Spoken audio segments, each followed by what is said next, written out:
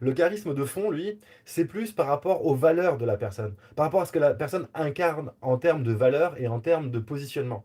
Vous prenez Mère Teresa, vous prenez Nelson Mandela. Ce sont des personnes qui ne faisaient pas 2 mètres de haut. Ce pas des grands bonhommes, des grands machins.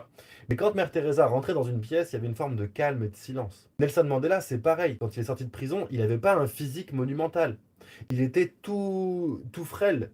Et en fait, le point, c'est ce qui est vraiment important de comprendre, c'est que le charisme et l'aura qu'ils avaient, c'était avant tout par les valeurs qu'ils portaient, par les messages qu'ils incarnaient, par leur sincérité, par leur vérité, par leur capacité à inspirer.